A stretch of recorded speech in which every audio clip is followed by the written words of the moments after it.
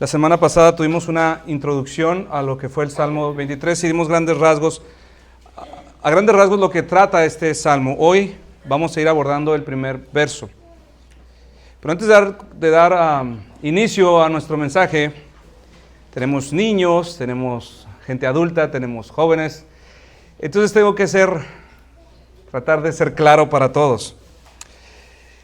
Muy temprano, al amanecer, una ovejita despertó y exclamó: «Soy una oveja muy feliz», mientras pastaba contenta en el frondoso prado.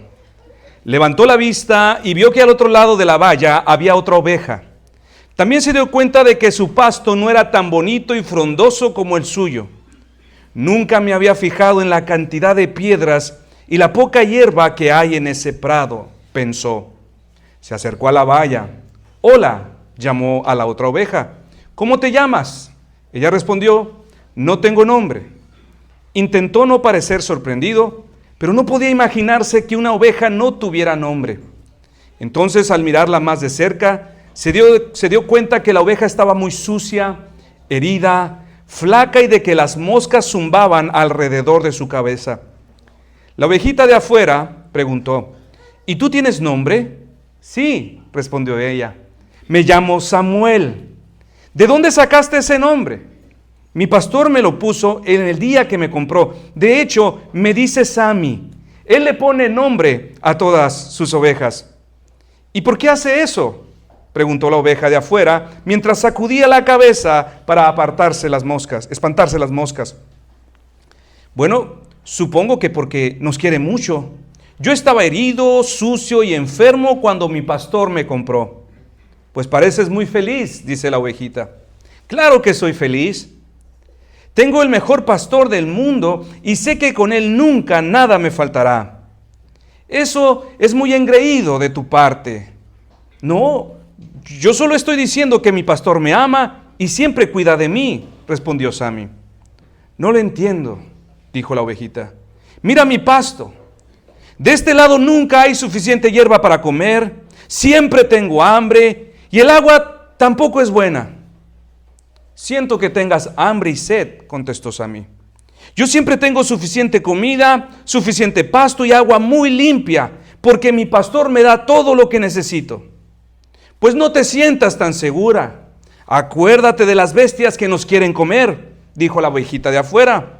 «No, eso tampoco a mí me preocupa, ni les tengo miedo, porque mi pastor siempre está conmigo para protegerme. Por muy peligroso que sea, incluso yo sé que mi pastor daría la vida para protegerme». La ovejita de afuera giró en sus 4 patas y se retiró. Sammy se quedó en silencio y recordó todo lo que tiene gracias a su pastor y se sintió muy agradecida de tener a un pastor tan bueno. Hay muchas personas de afuera, mis hermanos, que no podrían soportar el oírles a ustedes hablar de esta manera, como habla la ovejita Sammy. Hay quienes les molestaría mucho escucharlos hablar acerca de la esperanza que ustedes tienen en Cristo. El tan solamente oírles decir: «Yo estoy seguro de que soy salvo. Yo estoy seguro de que en el momento que yo muera yo iré al cielo». Para muchos ese comentario sería ofensivo, sería engreído, le tacharían de arrogantes, de altivos. Pero nuestra seguridad de salvación en Cristo, mis hermanos, es un hecho que no podemos negar. La seguridad de nuestra salvación es una verdad que se extiende por todo el Nuevo Testamento. Y está allí para que todos nosotros nos apropiemos de esta verdad y vivamos bajo la certeza de este don inmerecido. Por ejemplo, Pablo en Romanos 8, del 15 al 16, él dijo: «El Espíritu mismo da testimonio a nuestro espíritu de que somos hijos de Dios».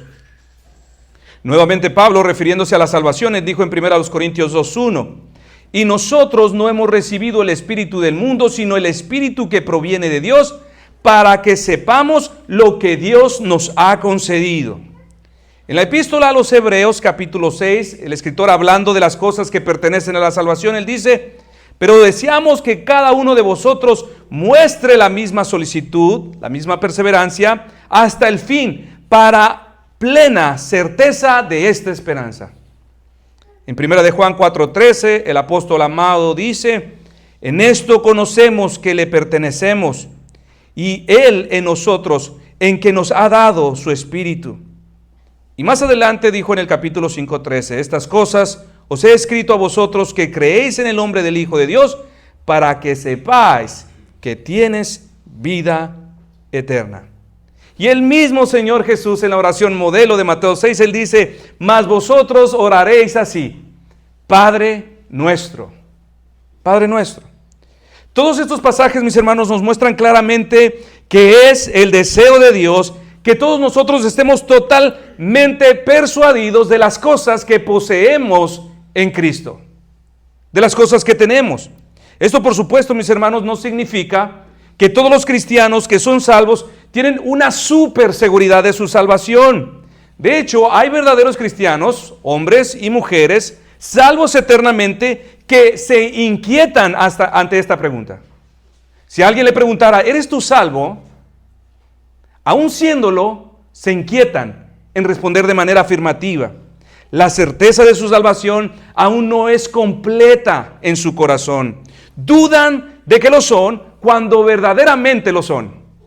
Así que podemos decir que experimentar esta seguridad de salvación, mis hermanos, después de nuestra salvación, es la segunda meta a la que todos nosotros debemos aspirar. Debemos tener esta seguridad.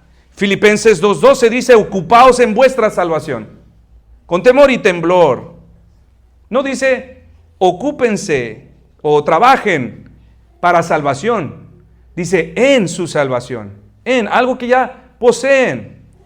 Y lo que esto significa, mis hermanos, es que una vez siendo salvos, todos nosotros debemos trabajar de manera esforzada hasta apropiarnos de esta esperanza completa, de manera completa. Y ojo, mis hermanos, no estamos diciendo trabajar para nuestra salvación, sino trabajar en nuestra salvación, hasta que esa certeza sea completa de que somos verdaderamente del Señor. Ahora, al considerar el versículo 1 de nuestro Salmo 23, mis hermanos, lo primero que observamos es que David, el salmista, puede expresar con toda seguridad este asunto. David reconoce a Dios como su propio pastor. Vayamos a nuestro pasaje, mis hermanos, Salmo 23, si tiene usted su Biblia ahí. Vamos a estudiar el verso 1 nada más. Capítulo 23, verso 1. Y David aquí está diciendo con toda seguridad: Jehová es mi pastor, nada me faltará. David sabe quién es y conoce a su pastor. Él dice: Jehová es mi pastor. Y además sabe algo más, que en él está seguro, pues nada me faltará. No solamente conoce a su pastor como su salvador, sino también tiene una seguridad de su pastor. Al leer este primer verso, mis hermanos, del Salmo, lo que inmediatamente podemos ver es que David tiene la seguridad de dos cosas. En primer lugar, él sabe que él es salvo. El Señor es mi pastor. Y en segundo lugar, él sabe que es profundamente amado por este pastor. Nada me faltará. Nada me faltará. Estas dos verdades, mis hermanos, son las dos grandes columnas donde descansa el consuelo, la fortaleza de la vida cristiana. Y lo que queremos decir con esta verdad, mis hermanos, es que la seguridad de todo hijo, de toda hija, depende no solamente de saber que fuimos redimidos por la sangre del Salvador, sino en saber que además de esto, este Salvador tendrá un especial y dulce cuidado por nosotros. No es solamente saber que fuimos comprados por precio de sangre, sino en saber que después de esto no hay manera de que el Señor se retracte y quiera echarnos fuera cuando ya nos conozca. No hay manera. ¿Por qué, mis hermanos? Porque somos amados y no hay nada en la vida que pueda cambiarlo. La Escritura en muchos pasajes confirma y ratifica esta verdad sobre todos los que son hijos, diciendo que son amados. Que ustedes, los que se están durmiendo junto con los que están con la vista perdida, son amados y eso no lo cambia. Por ejemplo, Estoy recuperando mi vista. Hace un tiempo estaba mirando borroso, pero ya miro los ojos, Pero eso aún no cambia. No cambia, mis hermanos, que sean amados. Ustedes son amados. Por ejemplo, en 1 de Pedro 4:12, llama a los creyentes que están sufriendo adversidad, amados. Amados, no os sorprendáis del fuego de prueba que os ha sobrevenido, como si alguna cosa extraña os aconteciese. Al animarlos y consolarles en sus luchas, Filipenses 4:1, les llama amados y deseados. Así que, hermanos míos, amados y deseados, gozo y corona mía, estad firmes en el Señor, amados. En Efesios 5:1, al exhortarles a caminar como hijos, les llama, hijos amados, sed pues imitadores de Dios como hijos amados. Mis hermanos, esto debe de estar muy presente en tu corazón, en cada uno de nosotros. Esta es nuestra identidad en Cristo, que somos amados. Y cuando somos amados, ¿cómo es que somos amados, mis hermanos, según estos textos? Somos amados en las pruebas y en la aflicción. Somos amados en el desánimo y en la duda. Somos amados aun cuando flaqueamos y aun cuando somos vencidos por las tentaciones. Somos amados. En el Evangelio de Juan 6:37 Jesús dijo, todo lo que el Padre me da vendrá a mí, y al que a mí viene, no hay manera de que yo le eche fuera. En todo momento, en cada circunstancia, en cada etapa de la vida, sigues siendo amado. Esta, mis hermanos, es nuestra identidad y no hay nada que lo pueda cambiar.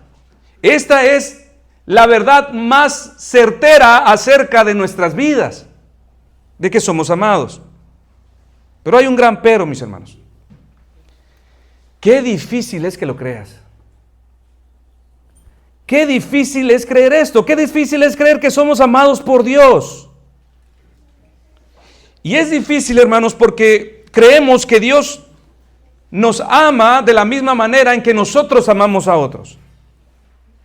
Nosotros amamos al otro en la misma medida en que nosotros podemos recibir algo a cambio. Eso es como nosotros amamos.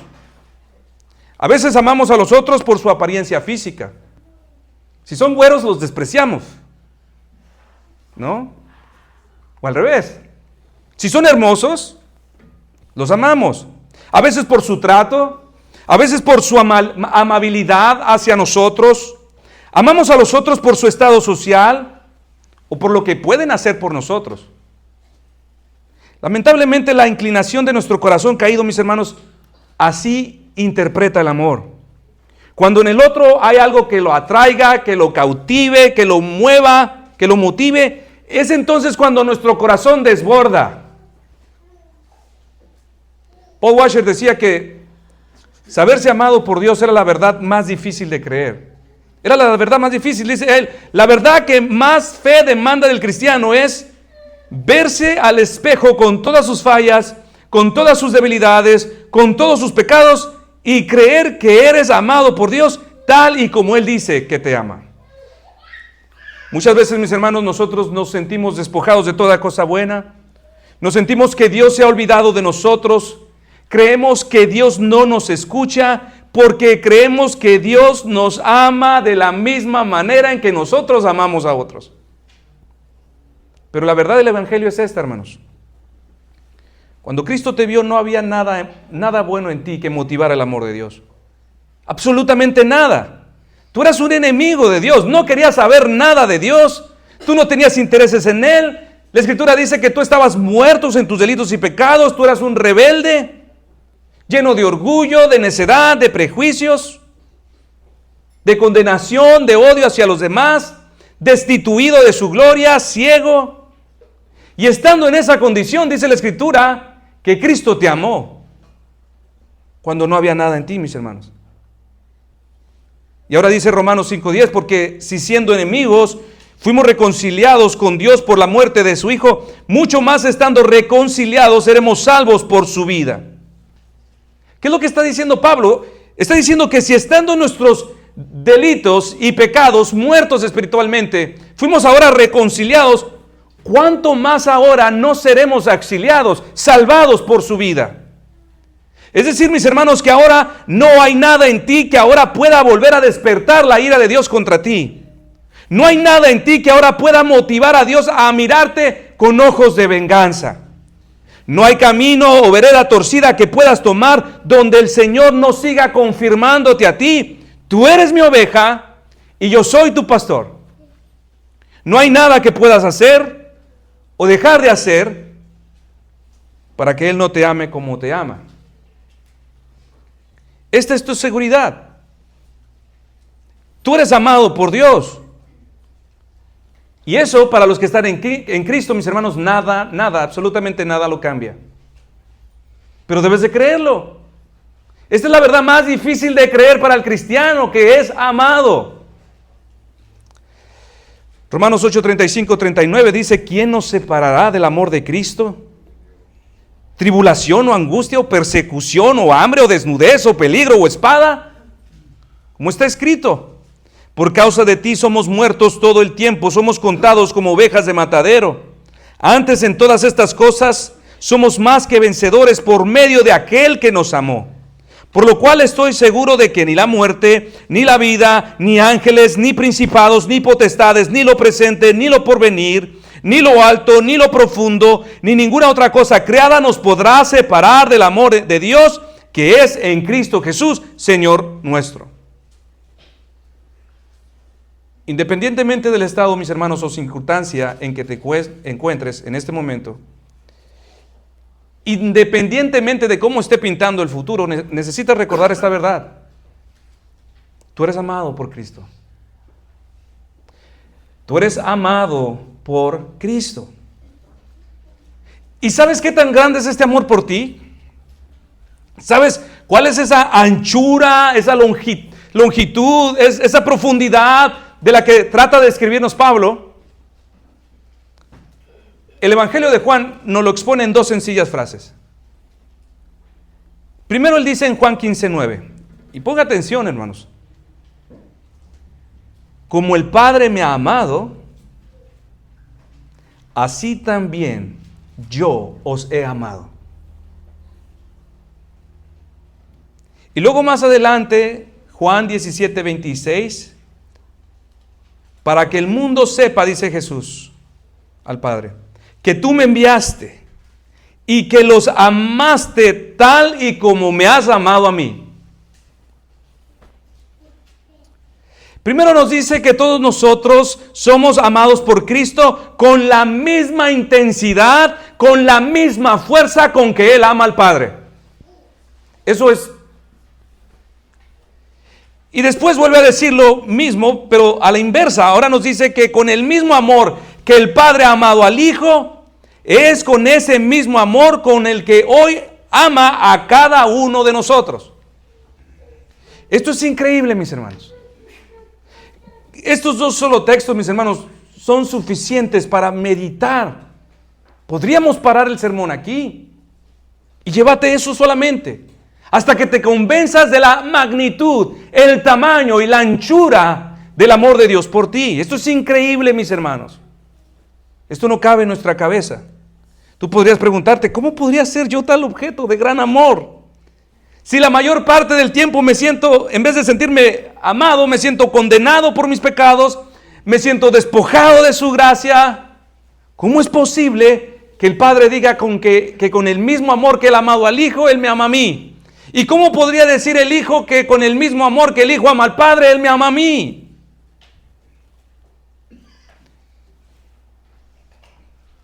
Hermanos, ver todas tus deficiencias, ver todas tus debilidades, todos tus pecados, y saber que Dios te ama exactamente de la manera como lo describe en su palabra. Esto sí es un verdadero acto de fe.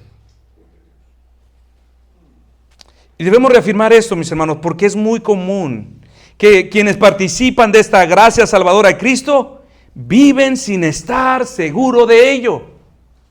Muchos de ustedes, hermanos, no están seguros si estas palabras son para ustedes. Probablemente pienses: yo sé que es verdad, pero seguramente son para este hermano, son para aquel hermano, son para el otro hermano. Yo no. Yo me conozco, yo sé la clase de pecador, la clase de pecadora que soy. No pueden ser Para mí, es muy común, mis hermanos, tener en las iglesias personas que pueden decir, sí, yo sé que Cristo me amó, yo sé que la Biblia dice que Él murió por mis pecados, pero al mismo tiempo están sufriendo una depresión espiritual porque no están seguros de ser amados. Sufren a causa de esta inseguridad. Y repito, mis hermanos, el problema de esto es que tratamos de humanizar el amor de Dios. Creemos que Dios ama como yo amo a mi hermano. Que Él solo ama cuando puede recibir algo bueno de mí a cambio. Cuando hay algo cautivador, atractivo en mí. Dios no ama de esta manera, hermanos. Dios no ama de esta manera. Repito lo que Él ama. Él nos miró muertos en delitos y pecados.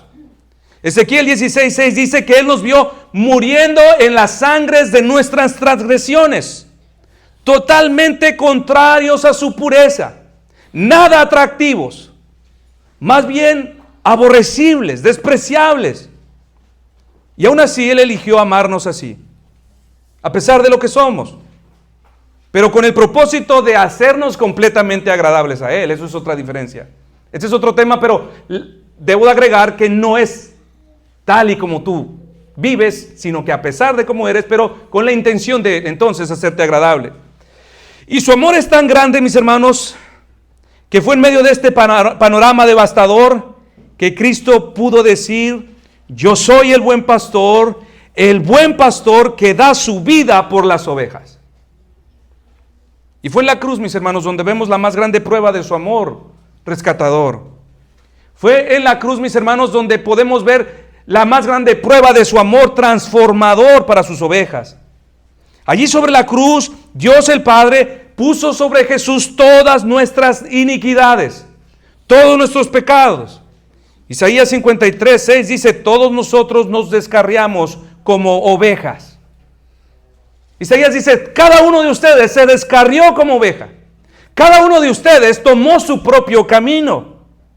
Mas Jehová cargó en él el pecado de todos nosotros. En este Salmo 23, David se ve a sí mismo como una oveja. Por eso habla así. Él se ve como una oveja descarriada, que estuvo perdida, pero que fue encontrada por el gran pastor de las ovejas. Y es por esto que ahora David, mis hermanos, puede concluir con una deducción reconfortante. Él dice: el Señor es mi pastor. Es decir, Él es el salvador de mi ruina. El Señor es mi pastor. Él me encontró cuando me perdí. El Señor es mi pastor, quien me dio a comer pan de vida eterna. El Señor es mi pastor, quien me da a beber de estas aguas dulces de reposo. Y además de eso, Él dice: nada me faltará. Nada me faltará. Eso significa que en Él, desde ahora, lo tendré todo. Esto significa que en Él no careceré de nada. Significa que en Él no necesita nada más. Pero, ¿qué es lo que David está diciendo con estas palabras, mis hermanos? Muchos de nosotros seremos propensos a pensar que David aquí se refiere a la suplencia de cosas físicas o materiales. Pero no es de esto de lo que está hablando David, hermanos. Y ustedes no se equivoquen en entenderlo así. Cuando David dice: nada me faltará, él no está pensando en que días de tranquilidad nunca le faltarán. Él no está pensando en que si Jehová es su pastor, el dinero, la salud, nunca le faltarán. Él no está pensando que la aflicción y el dolor nunca vendrán. David durante años fue frecuentemente acosado por muchos enemigos, perseguido por su enemigo Saúl y peor aún, perseguido por su propio hijo Absalón. David conoció la pobreza extrema, la privación de muchas cosas buenas. Su vida estuvo llena de dificultades y de las más agudas angustias. David sufrió la terrible pérdida de un hijo. David sufrió muchos días malos bajo la amenaza de muerte. Sufrió y vivió muchos años como un hombre exiliado, pero aún así David dice: no me faltará. Como creyentes debemos saber que, mis hermanos, estar bajo el cuidado del buen pastor no significa de ninguna manera ausencia de problemas, no significa ausencia de carencias, no significa ausencia de aflicciones. No significa suplencia absoluta de todas nuestras necesidades físicas y materiales. Un recordatorio de esto, tenemos a Elías. Aprendan de él. De Job, Juan el Bautista, los discípulos. Todos ellos, mis hermanos, sufrieron grandes adversidades, privaciones. Y no solo ellos, hermanos. El mismo Hijo de Dios padeció carencias. Él no tenía una casa bonita como la que tú tienes. Ni siquiera donde recostar su cabeza. La Biblia dice que vivía de la caridad de algunas mujeres que suplían para sus cosas. Mientras caminó entre nosotros, Él mismo advirtió a sus discípulos antes de partir a su gloria: en el mundo tendréis aflicción. En el mundo tendréis presiones. En el mundo tendréis angustias, problemas, tendréis estrechez, es la palabra correcta. Esa tensión que viene al cuerpo. Eso dice, tendrás muchas veces. Pero agregó: pero confiad en que yo he vencido al mundo. Entonces, mis hermanos, si no estamos hablando de ausencia de problemas, ni estamos hablando de provisión material, entonces, ¿de qué estamos hablando? Entonces, ¿qué es lo que David quiso decir cuando él dijo, nada me faltará? El apóstol Pablo expresó esto mismo en Romanos 8:32.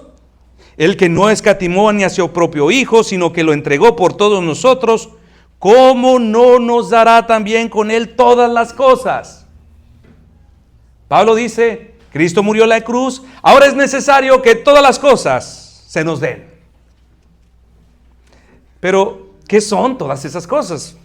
David no explica, Pablo no lo explica en este momento. ¿Qué son todas esas cosas que el Señor dice que nos dará, Pablo, David? ¿Qué es lo que debe venir, mis hermanos, a nuestra mente cuando decimos, nada me faltará? ¿Qué quiere decir esto? ¿Quiere decir que por causa de que el Señor es nuestro pastor no nos faltará la salud? No, eso no quiere decir. Que porque somos siempre amados por el gran pastor, significa que siempre habrá suficiente comida en nuestra mesa. No, eso no significa. Esto significa que porque somos ovejas de su prado, Él está tan comprometido que en nuestra vida nunca padezcamos ninguna clase de sufrimiento, pérdida, decepción, aflicción, pobreza. La respuesta sigue siendo no. Eso no es lo que significa, mis hermanas y hermanos.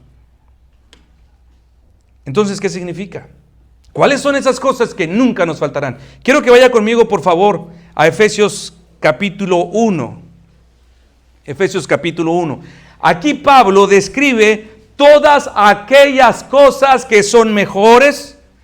Aquí Pablo describe todos los privilegios con que ustedes, los cristianos, han sido favorecidos abundantemente en Cristo. Y estas son, mis hermanos, las cosas verdaderas que nunca les faltarán. Vamos a leer a partir del verso 3.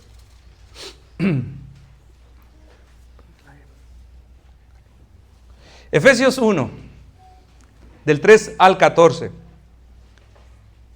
Bendito sea el Dios y Padre de nuestro Señor Jesucristo, que nos bendijo con toda bendición espiritual en los lugares celestiales en Cristo, según nos escogió en Él antes de la fundación del mundo, para que fuésemos santos y sin mancha delante de Él, en amor, habiéndonos predestinado para ser adoptados hijos suyos por medio de Jesucristo, según el puro afecto de su voluntad, para alabanza de la gloria de su gracia, con la cual nos hizo aceptos en el amado, en quien tenemos redención por su sangre, el perdón de pecados, según las riquezas de su gracia, que hizo sobreabundar para con nosotros en toda sabiduría e inteligencia, dándonos a conocer el misterio de su voluntad, según su beneplácito, el cual se había propuesto en sí mismo, de reunir todas las cosas en Cristo, en la dispensación del cumplimiento de los tiempos, así las que están en los cielos como las que están en la tierra. En Él asimismo tuvimos herencia, habiendo sido predestinados conforme al propósito del que hace todas las cosas según el designio de su voluntad, a fin de que seamos para alabanza de su gloria, nosotros los que primeramente esperábamos en Cristo. En Él también vosotros, habiendo oído la palabra de verdad, el evangelio de vuestra salvación, y habiendo creído en Él, fuisteis sellados con el Espíritu Santo de la promesa, que es las arras de nuestra herencia hasta la redención de la posesión adquirida para alabanza de su gloria. Hasta el día de la gran posesión, dice Pablo. Y mis hermanos, ¿cuáles son estas cosas? Es claro, nada vas a llevarte de este lugar. ¿Cuál es ese gran día, mis hermanos, donde todas estas cosas por fin serán una realidad? La riqueza será tan clara. O cuando venga el Señor, o cuando tú partas primero con el Señor. Pero ¿cuáles son estas cosas? Lo hemos leído. Tenemos bendición espiritual en los lugares celestiales. Hemos sido santificados, permanecemos sin mancha delante de Él, hemos sido predestinados, tenemos un acta de nacimiento que confirma nuestra adopción, nos hizo aceptos, tenemos redención por su sangre, tenemos perdón de pecados, conocemos el misterio de su voluntad, tenemos herencia juntamente con Cristo, fuimos sellados con el Espíritu Santo de la promesa, tenemos su palabra, tenemos su evangelio. Estas son las riquezas, mis hermanos. Si no te gusta, hay un problema mucho más profundo en tu corazón. Pero estas son las cosas mejores, mis hermanos. Estas son las riquezas de las cuales el Señor nos dice, no te faltarán. Son estas mismas cosas de las que el escritor a los Hebreos estaba persuadido cuando dijo en Hebreos 6:9, pero en cuanto a vosotros, oh amados, estamos persuadidos de cosas mejores y que pertenecen a la salvación. Persuadidos de cosas mejores que pertenecen a la salvación. Estas son las cosas que menciona Pablo, mis hermanos. Son todas estas cosas las que a ninguno de los verdaderos creyentes les faltarán jamás. Jamás le faltará el perdón, jamás le faltará su herencia, no la perderá. Su espíritu no se apartará, su palabra siempre le guiará. Estas son las riquezas, mis hermanos. ¿Podría faltarte la salud? ¿Podría faltarte el pan? ¿Podría faltarte la paz? Pero si tú estás en Cristo, hermano, lo que verdaderamente importa jamás te faltará. Lo que tiene valor eterno nunca te faltará. Para todos los que están bajo el cuidado de Cristo, dice Efesios, que no les faltarán las riquezas espirituales en Cristo. Y hermanos, de esto debemos estar persuadidos y de estas cosas deberíamos gozarnos. Tenemos un trabajo arduo por delante, mis hermanos. Tenemos mucho que hacer para crecer en esta percepción mental de esta gracia.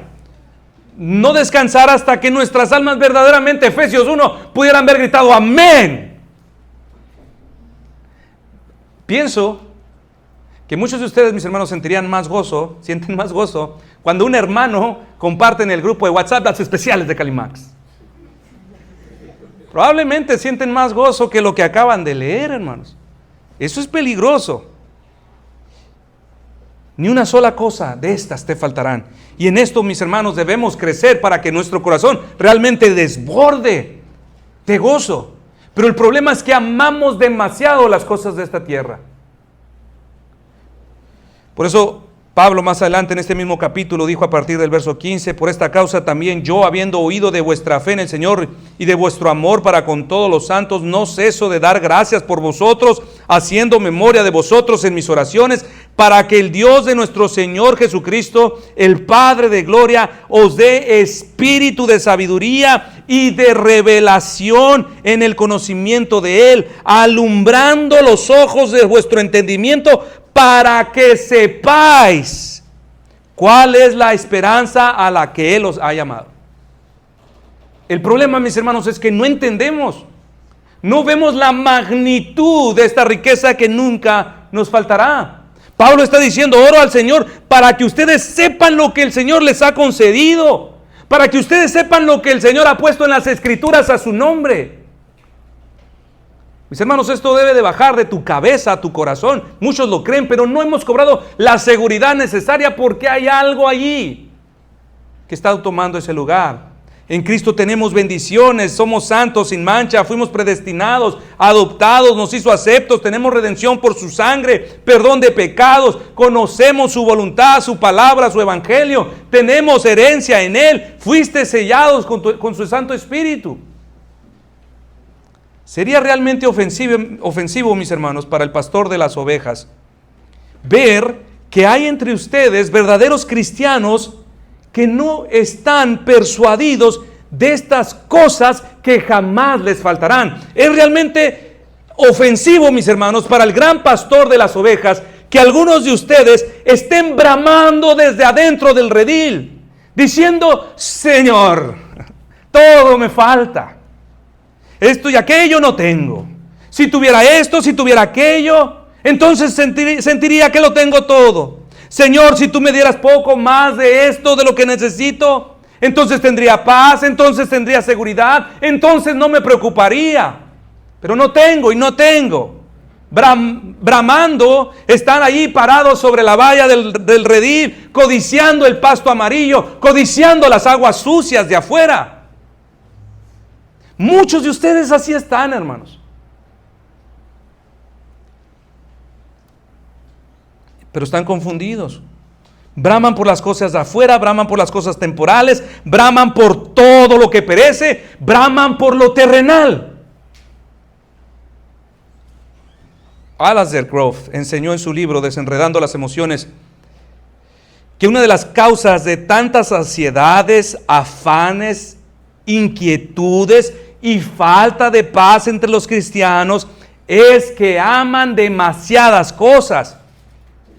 Y el problema es que entre esas cosas, en su mayoría, aman las cosas temporales, las terrenales, las que no pertenecen a la eternidad, las que perecen. Aman todo lo que caduca, todo lo que cambia. Por tal motivo, mis hermanos, el problema de tantas ansiedades, de tantos afanes y preocupaciones y inestabilidad mental en muchos de ustedes, es que aman demasiado las cosas temporales. Y si aman todo lo que es inestable, todo lo que cambia, ¿cómo crees que va a estar tu corazón? ¿Cómo crees que va a estar tu mente?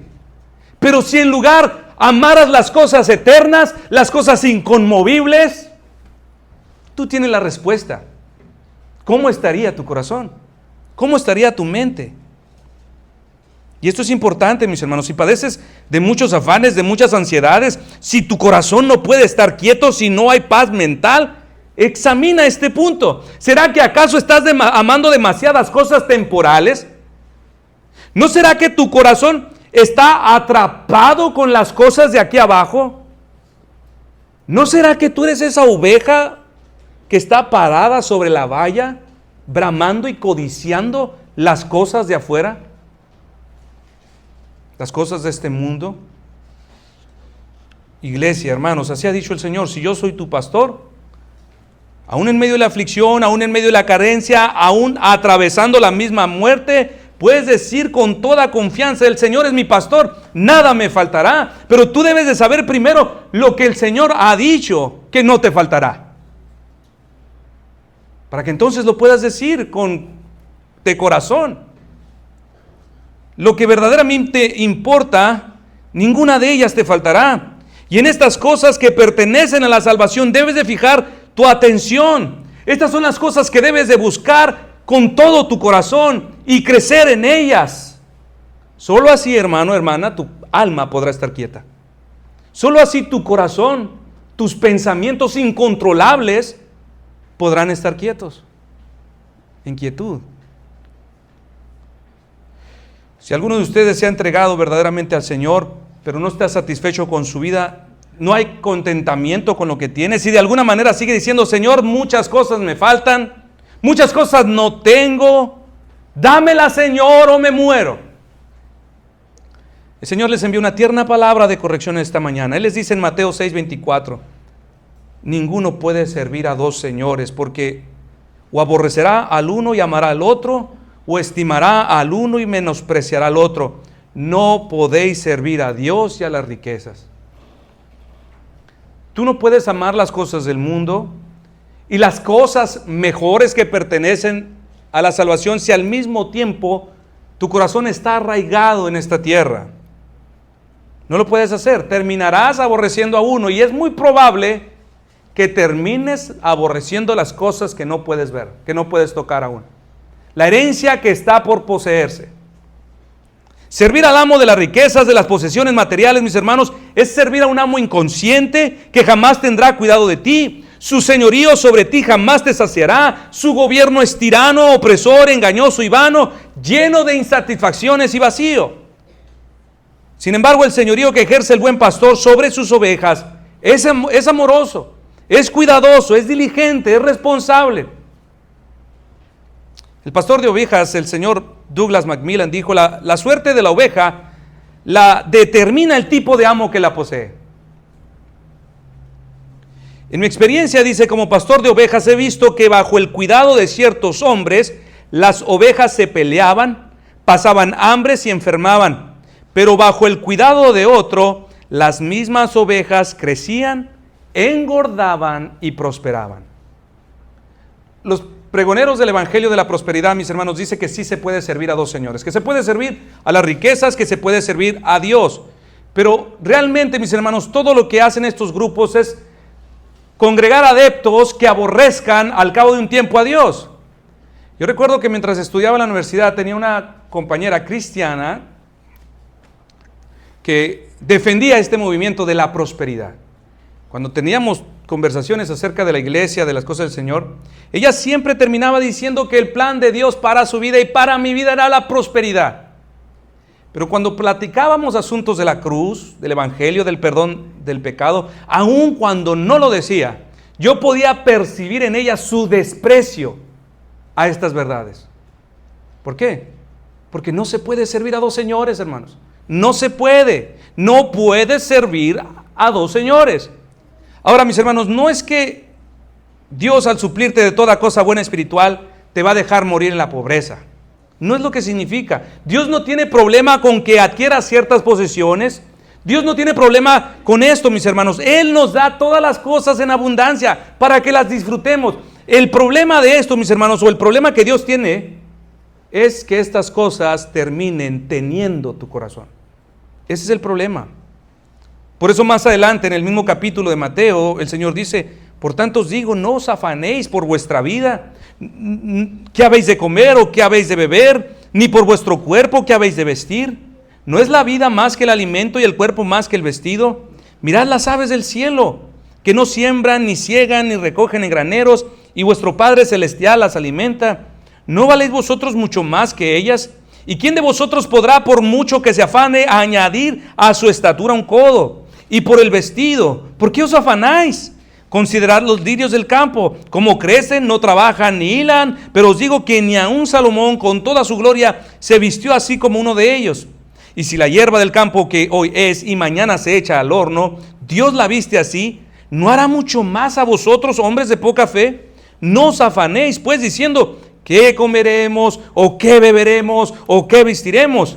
Porque los gentiles buscan todas estas cosas, pero vuestro Padre Celestial sabe que tenéis necesidad de estas cosas. Mas buscad primeramente el reino de Dios y su justicia, y todas estas cosas vendrán por añadidura, vendrán solitas. Jesús mismo, mis hermanos, se esforzó mucho en indicarle a todos los que le seguirían: no se puede servir a dos señores. O le pertenecen a uno o le pertenecerán al otro. Y esta, mis hermanos, es la gran lucha que todos nosotros estamos librando continuamente. Por un lado, queremos las cosas eternas, sí, pero no las deseamos completamente o de manera perfecta. Porque al mismo tiempo somos seducidos por las cosas terrenales, porque también queremos darles nuestro corazón a estas cosas temporales. Y este es un cuento de nunca acabar, mis hermanos. Y el trabajo del buen pastor es luchar con nosotros hasta arrancar esos afectos y llevarnos a ponerlos solo sobre las cosas eternas, sobre las cosas verdaderas, de manera que desprecies este mundo. Él es un buen pastor que te va a ayudar. En tus conflictos internos, por desear las cosas terrenales, por amar las cosas terrenales, Él tendrá cuidado de ayudarte a que ames las cosas eternas. Otro hombre, pastor de ovejas, Philip Keller, dijo después de haber comprado 30 ovejas, más o menos como estas. Él dice: nunca imaginé que a partir de ese día comenzaría una larga y duradera jornada de esfuerzo y trabajo. Nunca imaginé que a esas 30 ovejas que compré entregaría mi vida continuamente por su bien. Claro, si realmente quería que ellas prosperaran. Y este trabajo de pastor de ovejas se volvió muy duro, porque las ovejas no se cuidan solas. Yo no sabía que las ovejas requieren más cuidado que cualquier otra clase de ganado. Estas demandan infinita atención y meticuloso cuidado, pues tienen un instinto de turba que están siempre asustadas, siempre miedosas, alarmadas y sobresaltadas. Al primer ruidito, dice, hay una turba dentro del redil, pero a su vez retraídas y tímidas, pero sorprendentemente también son tercas y tienen hábitos muy estúpidos. Pues aunque tienen pastos verdes, comen los amarillos. Y aunque les limpie el abrevadero para que beban agua limpia, estas ovejas beben el agua sucia. ¿Quién se identificó? Mis hermanos, ¿ahora entiende la similitud entre las ovejas y nosotros? Mis hermanos, así está Cristo con nosotros. Por esto el Señor nos dijo: yo soy el gran ganadero, mis toros oyen mi voz. No, Él no dijo eso, mis hermanos. Tampoco dijo: yo soy el gran domador, mis leones oyen. No dijo eso, hermanos. Él nos llama ovejas, porque los paralelos entre ellas y nosotros son muy similares. La conducta de las ovejas y la nuestra es muy parecida en muchos aspectos. Las ovejas son necias, nosotros somos necios. Las ovejas son muy ingenuas, nosotros somos muy ingenuos. Las ovejas son miedosas, somos miedosas. Las ovejas solitas se exponen a muchos peligros. Nosotros también. Las ovejas, en lugar de comer el pasto verde, quieren el amarillo. En lugar de tomar de un abrevadero limpio, toman del agua sucia. Las ovejas son muy estúpidas. Y el pueblo dice que nosotros también. En verdad. Pero lo sorprendente no es eso, mis hermanos. Lo sorprendente es que el Señor Jesús haya querido ser nuestro pastor. Esto somos. Y peor aún. Pero lo sorprendente es que el Señor haya querido ser nuestro pastor, hermanos. En el Antiguo Testamento, ser un pastor de ovejas era realmente una locura. Nadie quería ser el pastor de las ovejas. ¿Se daba cuenta que siempre eran los hermanos menores los que pastoreaban las ovejas? ¿Por qué? Porque los hermanos grandes decían: ahora te toca a ti. Y ahí iba, hasta terminar al último. Nadie quería, todos querían una vida. Y lo sorprendente, mis hermanos, es que aún así hubo un hermano mayor, Jesús, y dijo: yo sí. Que nos vio tal y como somos, necios, tercos, confundidos, miedosos, débiles, ingenuos. Y Él dijo: yo sí, Señor, yo sí quiero ser el pastor de ellos. A pesar de todos los inconvenientes, el Señor Jesús nos eligió y nos compró.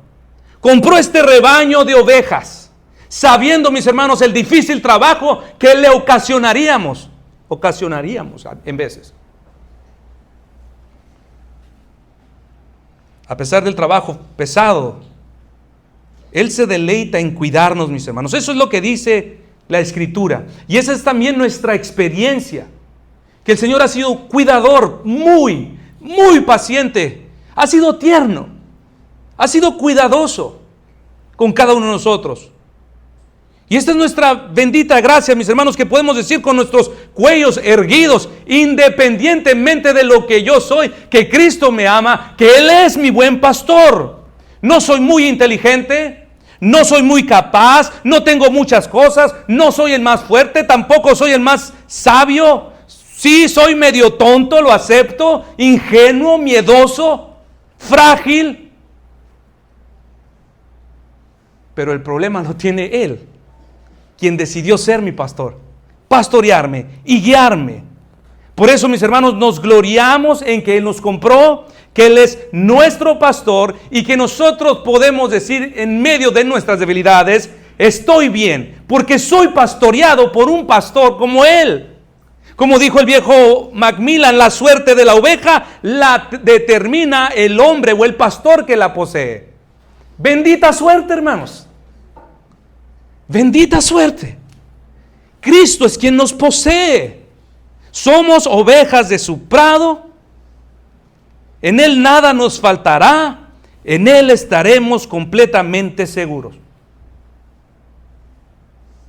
Como cristianos, mis hermanos, nuestra vida debe confesar que en Él estamos satisfechos. ¿Por qué? Porque por su gran amor, Él es el único buen pastor para quien ningún problema es demasiado grande como para tratarlo con nosotros, su rebaño. Porque a pesar de nuestra insensatez y necedad, Él es un buen pastor que se destaca por su tierno cuidado y cariño con que pastorea sus ovejas. Debemos gozarnos en decir: Jehová es mi pastor, porque si es necesario, este pastor está dispuesto a trabajar 24 horas al día para que no falte lo necesario a ninguno de los suyos. Porque se deleita en su rebaño, porque ha hecho de su recompensa y satisfacción al ver a sus ovejas satisfechas. Él está contento el verlas satisfechas. Debemos descansar, mis hermanos, en el seguro de que en el hecho de que nuestro pastor nos ama.